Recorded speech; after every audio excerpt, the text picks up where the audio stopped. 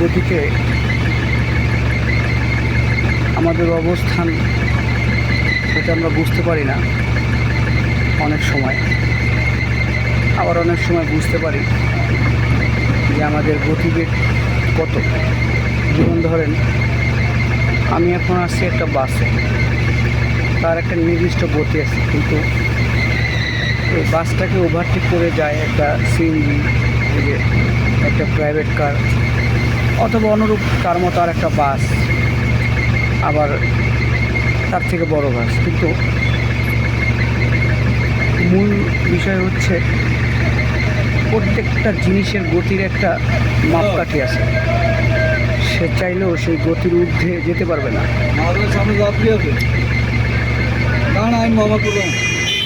তো মানুষের ক্ষেত্রে এরকম একটা গতি বা একটা নিজেকে বোঝার একটা ব্যাপার আছে, সেটা হলো আপনি যদি রিক্সায় উঠে যদি আপনি মোটর সাইকেলের গতিতে গাড়ি চালান, তো সেটাকে আপনার ব্যালেন্স করা কষ্ট হয়ে যাবে। আর আপনি ধরেন একটা মোটর সাইকেল চালাইতে পারেন, কিন্তু আপনাকে যদি বাস গাড়ি চালাইতে দেওয়া হয় আপনি পারবেন না, সেখানেও আপনার গতির কন্ট্রোল থাকবে না। কারণ প্রত্যেকটা গতি এক একটা আলাদা শিক্ষা, এবং প্রত্যেকটা কর্ম প্রত্যেকটা শিক্ষা। তো এর কারণ হচ্ছে যে আমরা আমাদের গতি, আমাদের ভিতরের যে গোপন শক্তিগুলো আছে, অথবা গাড়িকে দিয়ে যদি উদাহরণ বলা হয়, গাড়ির ইঞ্জিন শক্তি, ইঞ্জিনের অনেকগুলো পার্ট আছে। ইঞ্জিনের ভিতরে অয়েল থাকে, পেট্রোল থাকে বা ডিজেল থাকে, সেখানে ইলেকট্রনিক থাকে, এর ভিতরে হাওয়া থাকে, হেডলাইট থাকে, চাকা থাকে, ডিফারেন্সিয়াল থাকে, অনেক অনেক এক একটা পার্ট। তো এর ভিতরে এরকমই আমাদের হেডলাইট যদি বলি যে হেডলাইট কাকে বলা হয়, আপনারা সহজে বুঝতে পারবেন যে আমাদের হেডলাইট আমাদের মাথার চোখ। আর গাড়ির চাকা হিসেবে পা বলা হয়েছে, যে হাঁটি হাঁটি পা পা। তো এটাই আমরা অনেকে জানি, কিন্তু বাস্তবতা হচ্ছে আপনার গতি বুঝে চলতে হবে। আর যে চলতে পারছে সেই জীবনের সকল সত্য সুপথ প্রাপ্ত মানুষ, তাদেরকে বিধানে এবং সকল ধর্মেই এক একটা উপাধি দেওয়া হয়েছে, মুমিন, মুত্তাকি, মুহসানিন, যারা তাদের ইবাদত এবং তাদের জ্ঞানের শিক্ষা দ্বারা তাদের স্থান অর্জন করছে। তো মূল বিষয় হচ্ছে মানুষ শ্রেষ্ঠ, কিন্তু পৃথিবীতে শ্রেষ্ঠ মানুষের কেউ কারো না। এই যে আমরা কেউ কারো না, এটাও একটা বিধানে আছে, তোমাদের কেউ করো না। যেমন বলা হয়েছে ইয়ানাফসি ইয়ানাফসি, মানে নিজের ছাড়া আর কিছু না। আর সম্পর্কের জেরে আমরা মোহ মায়া ভালোবাসার সম্পর্কে কিন্তু সেখানে একটা মায়ার বাঁধন কাজ করে। এখন আর এই নাই আগে। আচ্ছা, আপনাদের আর একটা জিনিস দেখায় মাঝখানে, সেটা হলো এই যে দেখতে পাচ্ছেন, এইটা হলো আমাদের পাইকপাড়া সরকারি স্টাফ কোয়ার্টার ছিল এক সময়, 5 তলা, এবং সেটাকে ভাঙ্গা 8 তলা 9 তলা 10 তলা পর্যন্ত করা হয়েছে এখানে। এটা হলো পাইকপাড়া ঢোকার রাস্তা, Bashiruddin Ahmed school and college. এই রাস্তায় যে আমাদের কত যাতায়াত আছে, এই রাস্তাটা দ্বারা আসলে এটা অতীত জড়ে আছে, সেটা বলে বোঝানো মুশকিল। দেখেন আমাদের পাইকপাড়া কোয়ার্টার কী হয়ে গেছে, কত আধুনিক। আমাদের আর সেই স্মৃতির কোনো অস্তিত্বই নেই। আমরা দেখতে পাচ্ছেন একেবারে বিদেশি মসজিদ, হ্যাঁ, এক ভিতরের সিস্টেমগুলোই আলাদা। তো আমাদের অতীত, আমাদের শৈশব যদি খুঁজতে আসি, আসলে এখানে আর কিছুই নেই স্মৃতি ছাড়া, যেগুলো আমাদের মস্তিষ্কে আছে। দেখেন কি একটা অপরূপ শিক্ষা, সময়ের পরিবর্তন আমরা দেখতে পাইতেছি, যেগুলোর জন্য আমরা হয়তো প্রস্তুত ছিলাম না, কিন্তু আসলেই সত্য এগুলোই, যে মুহূর্তের ভিতরেই মনে হচ্ছে সব কিছু ভ্যানিশ হয়ে গেছে সময়ের পরিবর্তনে। শুধু তবু আমরা আমাদের এই জীবনধারা আমাদের অস্তিত্বকে ধরে রাখার লড়াই করি বিভিন্ন কর্ম, শিক্ষা, মেধা অথবা হিজরত করার মাধ্যমে। হিজরত বলা হয় ঘর থেকে আপনাকে বের হতে হবে, ঘর বাড়ি ছেড়ে দেশান্তরী হওয়া। এবং আরেকটা বিধান আছে ধর্মের জন্য নিজ গৃহ ত্যাগ করা। আবার আরেকটা বিধান আছে, এটা গুরু, শিক্ষক, মুর্শিদ ও তার মুরিদ, ভক্ত, আশেক যারাই হয় তাদের একটা বিধান আলাদা, ভেদ বলা হয়, সেটা মারেফতের ভেদ বলা হয়। কিন্তু সেই ভেদেও দেখা যায় তাদেরকে জীবনধারায় আদেশ নিষেধ মানার জন্য কাউকে পাগল হইতে হয়, কারো জীবন দিতে হয়, কেউ নিজেকে কোরবানি করেন সত্য মিথ্যা জানার জন্য, আদেশ নিষেধের জন্য। আবার কেউ হত্যা করেন ধর্মের জন্য। এগুলো এক একটা বিধান, এক একটা সময়, পরিস্থিতি, কাল। যখন কাল আসে, সেই কাল হচ্ছে এক ধরনের মহামারী, গুজব, অথবা কী বলে এটাকে বলা হচ্ছে দাজ্জালের আবির্ভাব, মহাযুদ্ধ, ধর্মের জন্য যুদ্ধ করা, অস্তিত্ব টিকিয়ে রাখার যুদ্ধ। এই যুদ্ধে অনেক মানুষের জীবন বাজিয়ে রাখতে হয়, জীবন মৃত্যুর খেলায়। কিন্তু সেখানেও আমাদেরকে লড়াই করতে হয়, জীবন দিয়ে হলেও অথবা জীবন নিয়ে হলেও। কিন্তু মূল বিষয় হচ্ছে আমাদের জীবনকে আমরা কীভাবে যাপন করছি। ইতিমধ্যে আপনারা দেখতেছেন এই যে রাস্তার ভিতরে দোকানগুলো, প্রত্যেকটা মানুষের সাথেই তার জীবনের একটা কর্ম জড়িয়ে আছে, যার মাধ্যমে তিনি জীবন আহরণ করেন, জীবনযাপন করেন, তার চাহিদা মেটান। অনুরূপ তার আশায় আবার অন্য কেউ চেয়ে আসে, যেমন তিনি দায়িত্বের একটা ভার নিয়ে আসেন। তো আবার দেখবেন কিছু মানুষ এসে তাদের কোনো এই সাংসারিক জাগতিক কোনো দায়িত্ব নেই, তারা এখান থেকে মুক্ত। এই মুক্ত ভাবটা এটা একটা ভিন্ন বিষয়, এটা অন্য এক সময় বলবো আপনাদেরকে আমি। কিন্তু মূল যাত্রা এইটাই যে জীবন যুদ্ধে আমাদেরকে অনেক কিছুই করতে হয়, অনেক চেষ্টা করতে হয়, তারপরে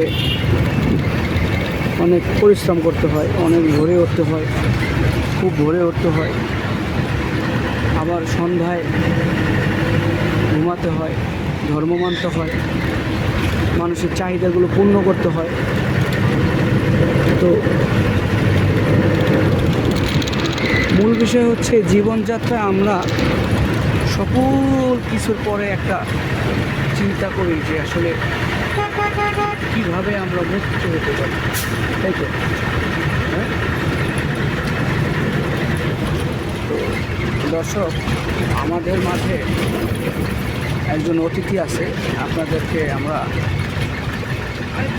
ইতিমধ্যে অন্য একটা ভিডিওতে দেখাইছি। তো অতিথিবৃন্দ তিনি আমার সাথে আপনাদের মতো ভিডিওটা দেখছেন আর এই মানুষের জীবনযাত্রাকে উপভোগ করছেন, এবং তিনিও ভাবতেছেন এদের মাঝে আমার অবস্থান কোথায়, তাহলে আমি কি এদের মতো নাকি এদের থেকে আলাদা। সব মিলিয়ে আমিও তাদের মতন, কিন্তু আমাদের ভাবনা চিন্তাটা হয়তো একটু আলাদা, একটু অন্যরকম। কারণ দেখতে পাচ্ছেন আমাদের যাওয়ার রাস্তাটা সামনের একটা গাড়ি ব্লক করে দিছে। তো কারণ সে জানে যে ব্লক করে দিলে তেমন কিছু হবে না, তার এই বিধান সম্পর্কে তার জানা আছে যে বাঙালির অভ্যাস আছে একজন আরেকজনের পিছনে খোঁচা দেওয়ার, একজন আরেকজনের পিছনে লেগে থাকার, আবার আপনাকে ফেলে দিয়ে আমাকে উপরে ওঠার একটা অভ্যাস। বাস্তব প্র্যাকটিক্যাল আমরা গাড়ির মাধ্যমে শিখলাম। তো তারা তাদের অবস্থানকে ধরে রাখার জন্য, নিজের অবস্থানে পৌঁছানোর জন্য যে কোনো কিছু করতে প্রস্তুত।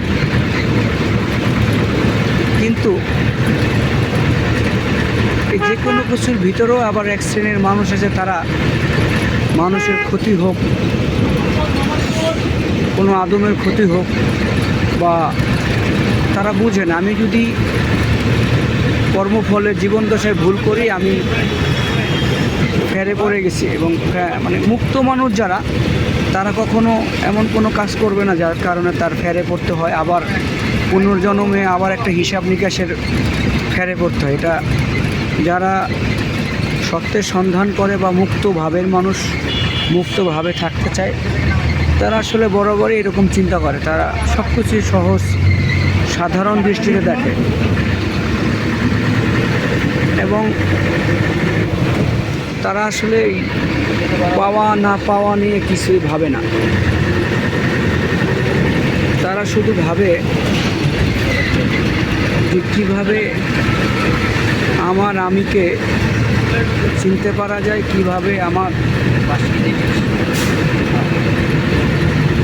পরমাত্মার শান্তি দেওয়া যায়, কিভাবে আমার পরবর্তী ধাপে পরবর্তী জীবন দশা সুন্দর সুখের হয়। কারণ সবাই বুঝতে পারতেছি বর্তমান পরিস্থিতিতে আমার যে আশা আকাঙ্ক্ষা, সেই অবস্থানে আমরা নাই। যেমন ধরেন, আমরা যে কর্ম করি সে কর্মের উপর সন্তুষ্ট না। কেন সন্তুষ্ট না, এটারও একটা কারণ আছে। কারণ হচ্ছে যে কর্ম করি সে কর্মের যে ফলটা আমরা আশা করি, হ্যাঁ, দিন শেষে সেই কর্মের ফল আমরা পাই না। ঠিক আছে, এটা একটা কারণ। আর একটা হচ্ছে আমাদের সঠিক কর্মবিদ্যা শেখার অভাব।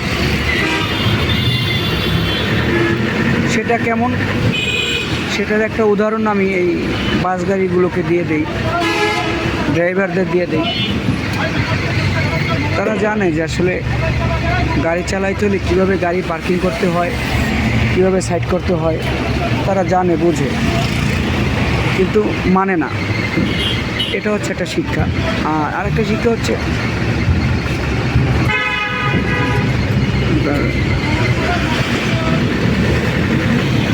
ড্রাইভিং লাইসেন্স আছে, গভর্নমেন্টের পাওয়ার আছে, সকল আইন কানুন মানে এবং যেভাবে গাড়ি চালানোর নিয়ম সব জানে, বোঝে, হ্যাঁ, বিধানে আছে এবং বিধান জানার পরে সে তার কর্মদক্ষতায় আসছে।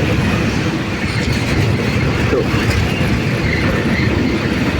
এখন এই জানা অজানার মাঝে এসে দেখা যায় সবাই সমান। জ্ঞানের দিক দিয়ে সবাই আমরা জ্ঞানী মনে করি, অনেক জ্ঞানী বড় মনে করি। তো বড় হওয়ার আমরা কর্মজ্ঞান কিছুই অর্জন করি না। কোথায় বড় হইতে হয়, কাকে বড় করতে হয়, এই মৌলিক শিক্ষাটাই আমাদের ভিতরে নাই। কারণ আদর্শবান মানুষ পাওয়া এটা অনেক কঠিন। কারণ হাজারে কতজন মানুষ আদর্শবান হবে এর একটা বিধান আমাদের ধর্মের যারা প্রচারক ছিলেন, যারা ধর্মের রাসূল ছিলেন, দিনের নবী ছিলেন, তারা বলে গেছেন যে হাজারে একজন ব্যক্তি থাকবে পুণ্যবান, 1000-এ।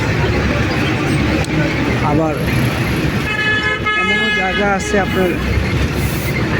আপনি একজন পুণ্যবান ব্যক্তি 1,00,000-এও পাবেন না। মানে সেখানে খারাপ লোকের সংখ্যা বেশি। 1,00,000-এও একজন পুণ্যবান ব্যক্তি পাবেন না। আবার কিছু সময় আছে আপনাদের দেখবেন জীবন দশা এরকমও মানুষ আছে যাদেরকে দেখার পর আমাদেরকে ভালো লাগে। কীরকম ভালো লাগে? তাদের কথা, তাদের ভাষা, তাদের আদর্শ এবং তাদেরকে দেখলেও একটা ভালো লাগা কাজ করে। এর কারণ হচ্ছে যে আমাদের কাছে মনে হয় তিনি একজন পুণ্যবান ব্যক্তি, অথবা তার দ্বারা আমি আমার জ্ঞানের পূর্ণতা পাই। এখানে আমার আরেকটা পূর্ণতা আছে, এই জন্য আমি তাকে পুণ্যবান মর্যাদা দিই। এটা একটা জ্ঞানের গভীর শিক্ষা, এটা সবাই বুঝতে পারে না। তো বিষয়টা হচ্ছে আপনার কাউকে না কাউকেই একটা পুণ্যবান ব্যক্তি হিসাবে রাখতে হবে। কীরকম? কারণ বর্তমান যুগে ধরেন সবাই খারাপ বা আমল নয়, ভালো লোক আপনি পাইতেছেন না, তখন আপনার কী করণীয়? একটু আগে আমি বলছি যে হাজারে নয় লাখেও একজন ভালো মানুষ পাওয়া যায় না। তো আমি যখন দেখতেছি 1 লাখেও আমি একটা ভালো মানুষ দেখতেছি না, পাইতেছি না, তো সেখানে আমার করণীয় কী? তাহলে ভালো মানুষ কোথায়? কীভাবে আমি বুঝবো ভালো মানুষ কে বা আদর্শ কী? এখানে অনেকগুলো শিক্ষার বিষয় আছে। একটা হইল শরীয়তের শিক্ষা, আর একটা হচ্ছে শরীয়তের যে ভেদ, যাকে বলা হয় মারেফত। মারেফতের অনেকগুলো ভেদ আছে। মারেফতটার শুধু মারেফত না, মারেফতের অনেক ভেদ আছে। যাই হোক, সেটার পরে গেলাম আমরা। সঠিক সত্য যে জ্ঞান পায় অধিকারী হয় বা সত্য সুপথের যে ভাবে থাকে, আসলে সেই সত্য সুপথ প্রাপ্ত মানুষ পুণ্যবান মানুষ। কারণ হচ্ছে যখন আপনি দেখতে পারবেন আপনার সত্য সুপথ আদর্শের সাথে কারোর সাথে মিলে না, তখন আপনি নিজেই চিন্তা করতে পারবেন যে আসলে আমার জ্ঞান শিক্ষা এবং আমার আদর্শের থেকে নিচে। কারণ উপরে হইলে আপনি তাদেরকে মর্যাদা দিতেন যে না, আসলে যে আমার থেকে জ্ঞানী, আমার থেকে পুণ্যবান ব্যক্তি, অথবা তারা দেখলেই আপনি চিনতে পারবেন, তারা দেখলেই আপনার ভিতরে ভালো লাগা কাজ করবে। তো এই ভালো লাগাটা একটা শিক্ষা, এবং জীবনের প্রতিটি ক্ষেত্রে আপনার আমার শিখতে হয়। কেন শিখতে হয়? কারণ জীবনের এই গভীর ভেদ, পৃথিবীতে আপনার আমার আসা যাওয়ার ভিতরে যে আমাদের কীভাবে জীবনযাপন করতে হবে, এই জীবনযাপনের একটা আইন আছে। সেই আইনটা আমরা জানি না। যখন আমাদের জীবন পরিচালনা করার জন্য আপনি কোনো আইন পাবেন বা আইনটা শিখতে পারবেন, তখন আপনার জন্য সহজ হয়ে যাবে। যেমন ধরেন, আপনি যদি উকিল হন, আপনি যদি উকিল হন, দেখুন ওকালতি বিষয়, গভর্নমেন্টের ল বিষয়, গভর্নমেন্টের আইন বিষয়ে আপনার পড়তে হবে, জানতে হবে, তবে আপনি উকিল। এবং জজ সাহেবের সামনে আপনার সে ওকালতি পেশ করতে হবে, সে বিধান সম্পর্কে তাকে বলতে হবে। আর জীবনধারা যারা বিধান সম্পর্কে জানে না, তারা গিয়েই আবার এই বিধানের কাছে আটকা পড়ে। দেখেন ভাগ্যের কি নির্মম শিক্ষা এবং সত্য গোপন ভেদ। বিধানের কাছে আপনি যখন আটকা পড়েন, অন্য কেউ আপনাকে সেই বিধান দিয়েই আপনাকে রক্ষা করে, অথবা সেই বিধান দিয়েই আপনাকে দণ্ড দেয়। আপনি তখন দণ্ডধারী হয়ে যান। এই যে একটা ভেদ বললাম, জীবনধারা যদি ভেদ না বুঝেন, বিধান না বুঝেন, এই বিধানের কাছেই আপনি আমি ধরা পড়ে যাই। আবার এই বিধানেই আমাদেরকে দণ্ডধারী করে, মুক্ত করে। তাহলে ব্যাপারটা বলার পরে আমাদেরকে বুঝতে আমরা সহজভাবে পারছি, কিন্তু এই সত্য শিক্ষাটা, সত্য ভাবটা আপনি এবার যদি খুঁজতে যান, তাহলে এই শিক্ষাটা আপনি সচরাচর সবার মাঝে দেখতে পাবেন না। হ্যাঁ, সত্য মানুষ, ভালো মানুষ দেখতে পাবেন, ভালো কথা শুনতে পাবেন, কিন্তু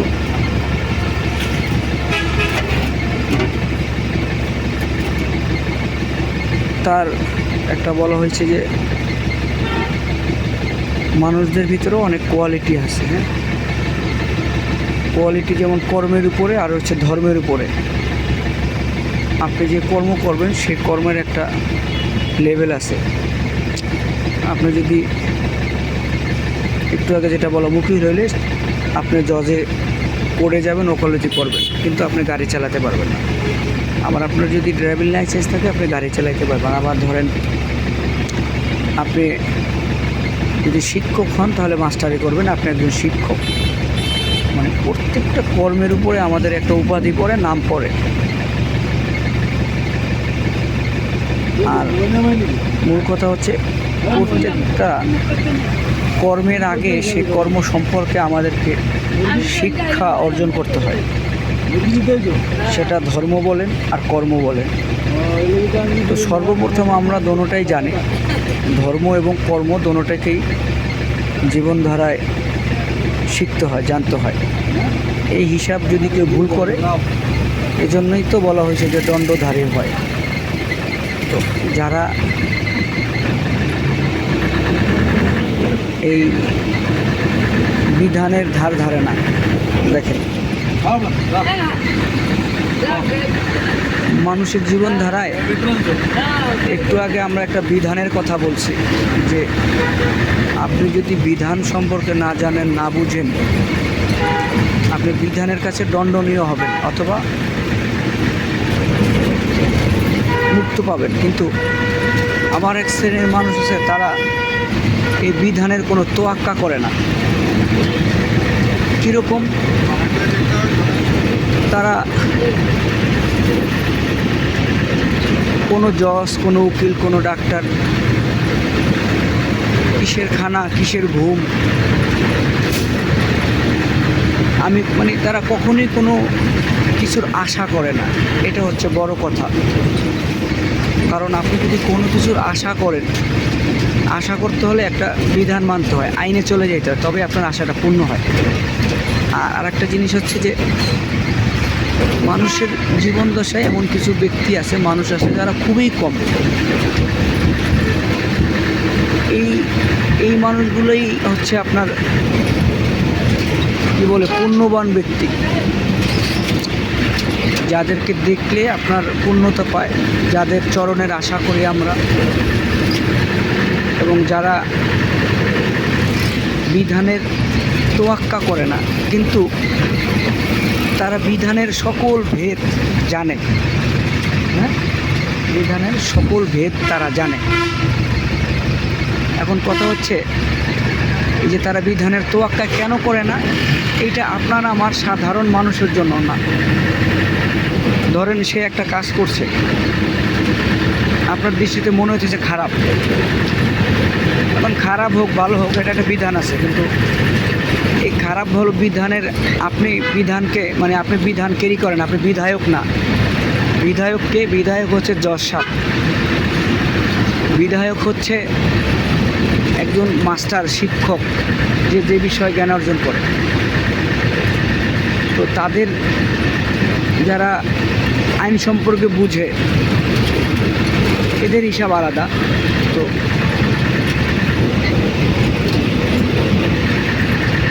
মানব কুলে এরাই হচ্ছে মানুষের ভেদ, গোপন মানুষ, যারা গোপনে থাকেন। অবশ্য গোপনে থাকা মানুষগুলো কখনো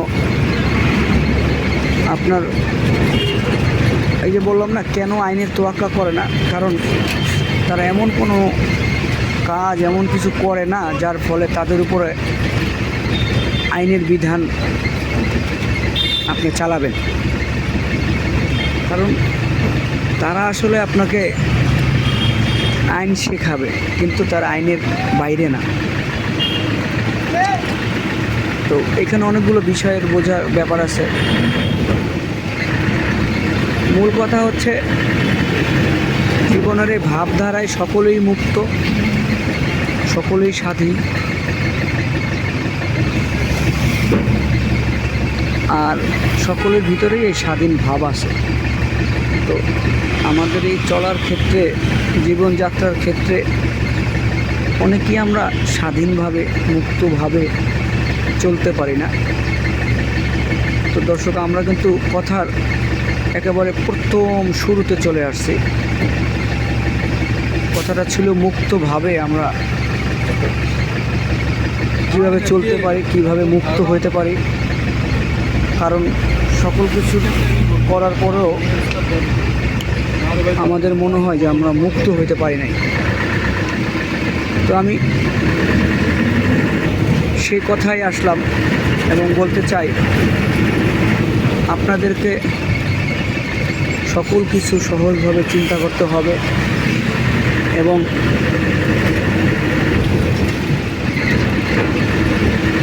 এমন একটা বিশ্বাস রাখতে হবে, সেটা হচ্ছে আসলে আমি এখন যে কথাটা বলতে চাই এটা একটা আরেকটা হাই লেভেলের কথা, মানে উচ্চ কথা, দামি কথা।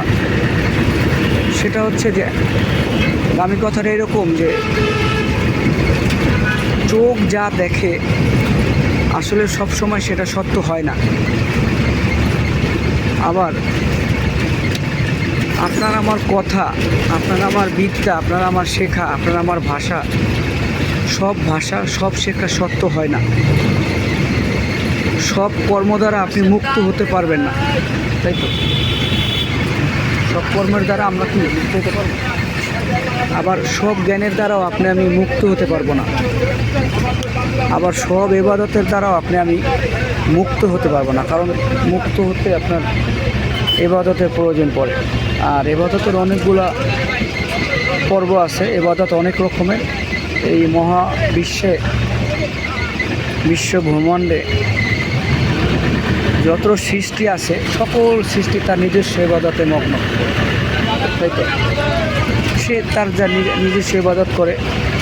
এখানে সৃষ্টিকর্তার কোনো ইবাদত নাই, স্রষ্টার জন্য কিছু করার নেই, এবং আমরা স্রষ্টার জন্য কিছু করতেও পারি না, এটাই সত্য। এবং শরীয়ত মারফত বলেন, যে কোনো ভাষায় বলেন, আপনি দেখবেন কি সব সত্য এরকমই। তো স্রষ্টার কোনো ইবাদত নাই, বা স্রষ্টার জন্য আমরা কিছু করিও না, করতে পারিও না, এটাই সত্য। কেন পারি না?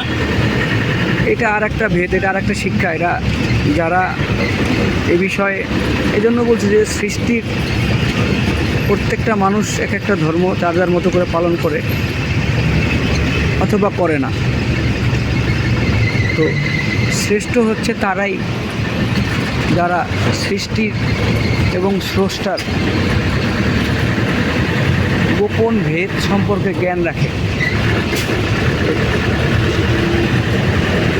সৃষ্টি এবং স্রষ্টার এই গোপন এবং স্রষ্টার একটা আইন আছে, বিধান আছে। এই আইন যে বুঝতে পারে, যে জানতে পারে, তারাই মুক্ত, তারাই শ্রেষ্ঠ, তারাই জান্নাত। এবং আমরা দিন শেষে ওই মানুষগুলোরই আশা করি, এবং সেই মানুষগুলা অনেক রূপ, অনেক দর্শন, তাদের কথা, ভাষা, আপনি তখনই বুঝতে পারবেন যে আসলে কে পুণ্যবান ব্যক্তি, কে সেই স্রষ্টার গোপন ভেদ বুঝতে পারে। আপনি দেখলেই বুঝতে পারবেন, তখন আপনি আমি তাদের কথাই বুঝতে পারি। এমনকি আপনার ভিতরেও তখন প্রশ্ন জাগ্রত হবে, আপনার ভিতরে তখন প্রশ্ন জাগ্রত হবে, এবং আপনার ভিতরেও একটা শিক্ষার আগ্রহ, অনুপ্রেরণা জেগে যাবে। কারণ আপনি নিজে নিজে ভাবতে থাকেন, আরে আমি তো আসলে এরকম মানুষেরই আশা করছি, ওনার মতো থাকতে চাইছি, ওনার মতো জ্ঞান অর্জন করতে চাইছি, ওনার মতো মুক্ত হইতে চাইছি। এর কারণ হচ্ছে ওই মানুষগুলো আসলে কোনো বিধানের তোয়াক্কা করে না, এবং ওনারা কোনো বিধানের বিপরীতও করে না। দেখেন, আপনি যদি শুধু মনে করেন যে ওনারা বিধানের তোয়াক্কা করে, এরকম না, ওনারা বিধানের বাইরেও চলে না। একটু আগে যেটা বলছি, যে চোখ যেটা দেখে, কান যেটা শোনে, আসলে সেই শোনাটাই আসল সত্য না। যারা বিধানের তোয়াক্কা করে না তারা কিন্তু বিধানের বাইরেও চলে না। আপনার বুঝতেছেন যে বিধানের তোয়াক্কা করে না, তার মানে কি সে বিধান মানে না? না, সে বিধানের বাইরে কিছু করে না, সে বিধানকে কি তোয়াক্কা করে না। যেমন আপনি যদি অপরাধ না করেন, পুলিশ, জজ কিছুই করতে পারবে না, এটাই বিধান। অপরাধ করবেন, পুলিশ ধরবে, আইন প্রয়োগ করবে, সাজা খাটবেন, ভোগ করবেন। আর পুণ্যবান ব্যক্তি তারা এমন কোনো কাজ করে না, বরঞ্চ এই স্রষ্টার যে বিধান, এই বিধানকে যারা ধারণ করে বিভিন্নভাবে পালন করেন, তারাও বুঝেন যে আসলে বিধানপ্রাপ্ত যত মানুষ আছে এই মানুষগুলা তখন এই পুণ্যবান ব্যক্তিদেরকে মর্যাদা দেয়, স্বীকৃতি দেয়, সম্মান দেয়। কারণ তারা জানে যে আমাদের থেকে বিধান তারা জানে বেশি। কিছুক্ষণ আগে আমি যেটা জানতে পারলাম সেটা হচ্ছে যে এক শ্রেণীর মানুষ আছে তারা বিধান মানে না বা বিধানের তোয়াক্কা করে না, কিন্তু তারা বিধানকে এমনভাবে ধারণ করে, লালন করে, যারা বিধায়ক, যারা দুনিয়ার বুকে বিধানদাতা, এই বিধানদাতারাই তাদেরকে উচ্চ মর্যাদা দান করেন, উচ্চ সম্মান করেন। কেন করেন তারা জানেন, আমরা বিধানদাতা, কিন্তু সঠিক আদর্শ, সঠিক মর্যাদা, সঠিক শিক্ষা তাদের ভিতরে গোপন আছে এবং তাদের কথার মাধ্যমে, তাদের হাঁটা চলাফেরা সকল কিছুর মাধ্যমে সেটা প্রকাশ পায়। তো আপনার আমার হয়তো অনেক সময় লাগে, অথবা আমরা কেউ পারি কেউ পারি না। সর্বোপরি একটাই কথা, যদি আপনার শুদ্ধ হতে হয়, মুক্ত হতে হয়, তবে সে মুক্তির সন্ধান করতে হবে। আমি কথা আর দীর্ঘায়িত করব না, অনেক বলছি। মুক্তির সন্ধান করতে হলে মুক্ত ভাবের মানুষের সঙ্গ দিতে হয়, তাদেরকে মর্যাদা দিতে হয়, স্বীকৃতি দিতে হয় এবং তাদের জন্য অনেক সময় কোরবানি দিতে হয়, কোরবানি হইতে হয়। কোরবানি হওয়া মানে এই না যে জীবন দিয়ে দেওয়া, এটা অর্থের মাধ্যমে হতে পারে, সময়ের মাধ্যমে হতে পারে, যে কোনো কিছুর মাধ্যমে আপনার কোরবানি দেওয়া যায়। তাদেরকে একটু সাহায্য সহযোগিতার মাধ্যমে তাদের জন্য দোয়া করা, ভালো ধ্যানে রাখা, এটাও কোরবানি। অনেকগুলো পাঠ, যাই হোক। আবার হচ্ছে তাদের স্মরণে রাখা, তাদের সহবত হচ্ছে তাদের ভুলে না যাওয়া, তাদের কদর করা, যেখানেই থাকে, তাতেই আমি মুক্ত হতে পারবো। কারণ মুক্ত মানুষদেরকে যদি স্মরণে না রাখেন, ভাবে না রাখেন, আপনি মুক্ত ধারার মানুষ হতে পারবেন না। শিক্ষা আসলে একবারে পাওয়া যায় না। শিক্ষা আমাদের স্যারেরা শুধু সূত্র শিখাই দেয়, তারপরে সূত্রের ব্যাখ্যা করেন। তো এরকমই যারা মুক্তধারার মানুষ হওয়ার আশা করেন, চেষ্টা করেন, তাদেরকে সবার প্রথম সে মুক্ত জ্ঞান অর্জন করতে হবে, শিক্ষা অর্জন করতে হবে এবং সঠিক শিক্ষককে চিনতে হবে আপনার। এবং সবার কাছে বায়াত হওয়া যাবে না। সকল পীর সঠিক পীর না, সকল মুর্শিদ সে মুর্শিদ না। এখানেও অনেকগুলো গোপন ভেদ আছে।